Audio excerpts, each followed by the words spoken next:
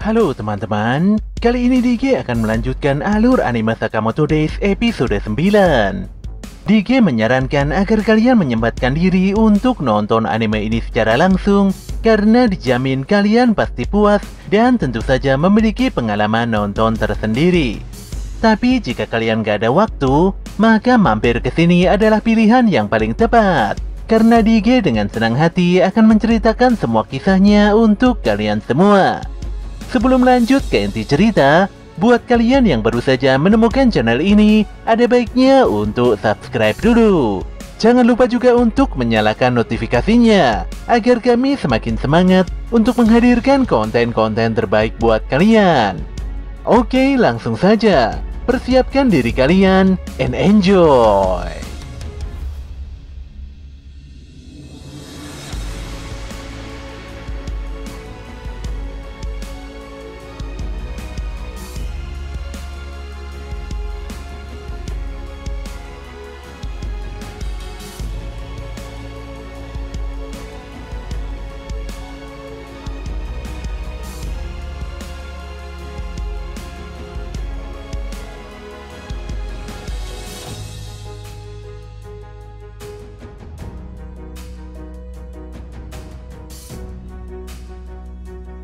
Kashima mulai kesal karena Sakamoto selalu menghindari serangannya.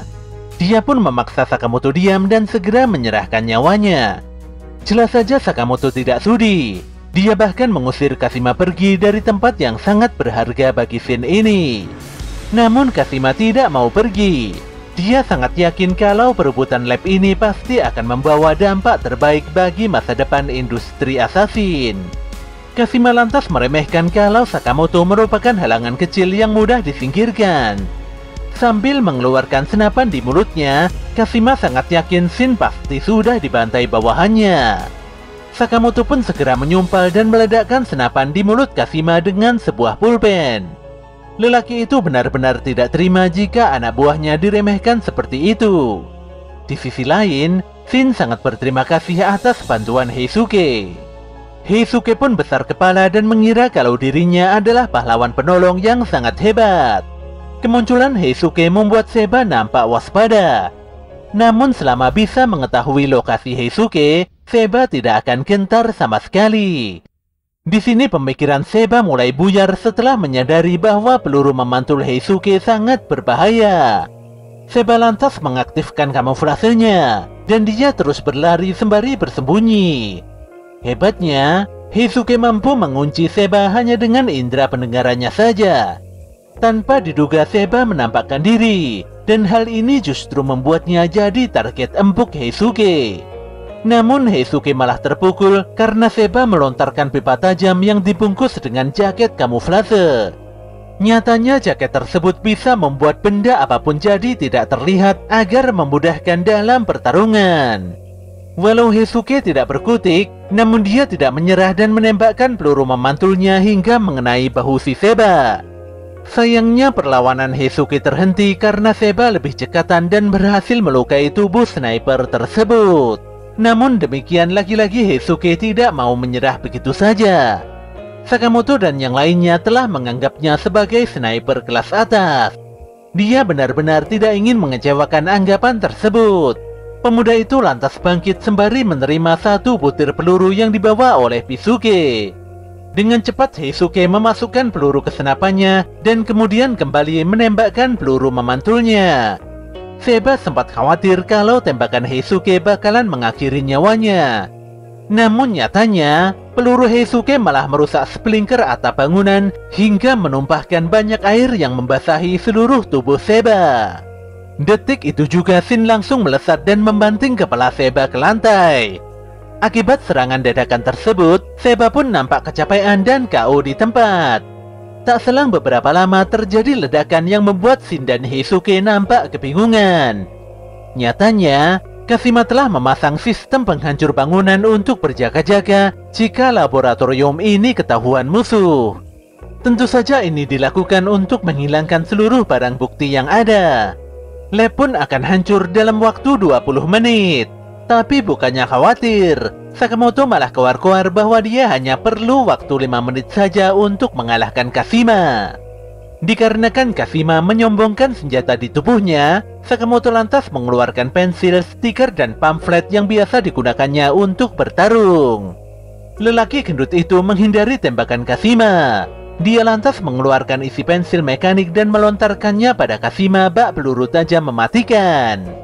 Isi pensil itu pun mengenai mata Kashima, sementara mata satunya lagi tidak bisa melihat karena tertutupi oleh stiker Sakamoto. Sakamoto pun menghempaskan Kashima dengan gespernya. Namun Kashima masih bisa berdiri dan nampak tidak terkalahkan. Kashima bahkan tidak mengerti mengapa dirinya bisa kembali bangkit setelah dipukul separah ini. Tanpa diduga sebuah kereta barang melintas. Ketika Sakamoto menghindar, Kashima langsung menguncinya dengan kawat yang super kuat. Kondisi ini pun membuat Sakamoto terseret dari atas kereta. Namun tidak berselang lama, Sakamoto berhasil mengendalikan keadaan dengan menaiki sebuah papan serta memotong seluruh kabel Kashima hanya dengan bermodalkan kertas pamflet. Lelaki gendut itu pun menarik kabel Kashima hingga menghancurkan dinding. Parahnya di balik dinding tersebut terdapat sebuah kereta penumpang. Sakamoto pun menendang Kashima hingga pertarungan berlanjut di dalam gerbong kereta penumpang. Kashima agak bingung mengapa laboratorium bisa terhubung dengan lintasan kereta bawah tanah. Namun dia tidak peduli, karena saat ini dia benar-benar menyadari alasan mengapa bosnya sangat menyukai Sakamoto Taro. Menurutnya, Sakamoto adalah asasin mengerikan yang bisa bertarung dalam segala medan. Tapi sesaat Kashima kebingungan mengapa dia tidak bisa menemukan Sakamoto. Padahal sedari tadi Sakamoto ada di sebelahnya. Sakamoto yang tiba-tiba berubah jadi kurus langsung saja menendang kepala Kashima dengan sangat keras. Dengan berubahnya fisik Sakamoto, hal ini menandakan bahwa lelaki tersebut mulai serius dan tidak menahan diri lagi. Adegan pun kembali di masa lalu, di mana saat itu Kashima berhasil mengalahkan banyak penjahat. Namun bukannya diapresiasi, Kashima malah mendapatkan persekusi parah dari masyarakat. Dia bahkan hendak dilaporkan ke polisi akibat tindakan brutalnya itu. Di sini Kashima bingung dan bertanya-tanya, mengapa semua orang tidak ada yang bisa memahaminya. Tanpa disangka muncul seorang lelaki yang membantai para masyarakat yang sebelumnya telah menghina Kashima. Tentu saja Kashima begitu terkejut melihat situasi ini. Lelaki berpakaian putih itu menganggap kalau Kashima adalah orang yang baik. Semua tindakan Kashima dibenarkan, dan lelaki itu juga menganggap bahwa kejahatan diperlukan demi terciptanya keadilan yang mulia. Walau para masyarakat membenci Kashima, namun lelaki itu akan menerima Kashima seutuhnya. Itulah alasan utama mengapa Kashima berjuang semaksimal mungkin hingga saat ini, dan semua yang menghalanginya harus dilenyapkan. Sakamoto pun tidak mengerti apa yang sebenarnya dikatakan oleh Kashima. Lelaki itu mendorong Kashima karena ada seorang nenek yang ingin duduk di kursi prioritas. Kashima tidak memahami mengapa tubuh kuatnya tidak bisa mengimbangi Sakamoto. Belum selesai rasa bingungnya, Sakamoto malah kembali dan memukuli si Kashima dengan begitu parah. Lagi-lagi Kashima tidak mengerti mengapa Sakamoto memiliki kekuatan yang tidak manusiawi. Walau sudah memuntahkan banyak pelurunya, namun Kashima kembali dihajar habis-habisan. Di sini Kashima mengeluarkan senjata rahasianya dari dalam perut. Dia lantas menembakkan laser super kuat yang membuat Sakamoto terhempas keluar kereta. Kashima pun begitu lega dan berpikir kalau Sakamoto berhasil dilumpuhkan. Namun yang sebenarnya terjadi, Sakamoto malah memasuki kereta sebelah dan melesat kembali di kereta yang ditumpangi oleh Kashima. Kembalinya Sakamoto jelas saja membuat Kashima kesetanan. Dia pun melemparkan banyak penumpang pada Sakamoto agar si Sakamoto tidak mendekatinya. Lelaki itu tidak habis pikir mengapa Sakamoto tidak bisa dikalahkan. Sakamoto pun menangkapi para penumpang dan menempatkannya kembali di tempat duduk. Lelaki itu tidak peduli dengan ocehan Kashima. Yang pasti dia tidak ingin orang seperti Kashima mendekati keluarganya. Sakamoto pun memukul Kashima hingga menjebol pintu gerbong kereta. Akibat pukulan tersebut, Kashima langsung KO dan pingsan di tempat. Di sisi lain, Lu nampak kebingungan mengapa gedung laboratorium mulai runtuh. Tiba-tiba saja atap di atas Lu ambrol. Tapi untungnya gadis itu masih selamat karena Shin sigap menolong. Di sini Lu sontak menangis dan meminta maaf pada Shin karena sudah berkata kasar. Demikian juga dengan Shin. Walau berat mengakuinya, namun pemuda itu tetap meminta maaf karena mudah baperan. Melihat Shin dan Lu kembali akur, Heisuke pun jadi terharu. Waktu yang tersisa untuk evakuasi tinggal 10 menit. Shin pun meminta bantuan Pak Asakura untuk menggambarkan peta lantai laboratorium. Setelah mendapatkan petanya, Shin segera menggunakan kekuatan espernya untuk mendeteksi keberadaan orang-orang yang terjebak di dalam gedung. Shin lantas meminta bantuan Heisuke dan Lu untuk mengevakuasi orang-orang tersebut berdasarkan denah peta yang ada. Ketika Heisuke dan Lu mulai bergerak, Shin dan Asakura malah berlari menuju lantai bawah untuk melakukan pemeriksaan. Di sini Asakura merasa tenang karena Shin lebih handal dalam menggunakan kekuatan espernya. Adegan pun beralih pada sisi badan Osaragi. Kedua member order tersebut nampak fokus mengamati seluruh pergerakan yang muncul di layar monitor CCTV. Usaha mereka pun membuahkan hasil, di mana nampak lelaki misterius yang dicurigai sebagai pimpinan Slur. Sayangnya kamera CCTV tidak bisa menangkap dengan jelas wajah sosok tersebut. Namun itu bukanlah masalah, karena sisi badan Osaragi akan memburu semua musuh yang mencari gara-gara dengan order. Kembali pada Shin, di mana dia meminta bantuan Asakura untuk mengevakuasi para ilmuwan yang masih terjebak.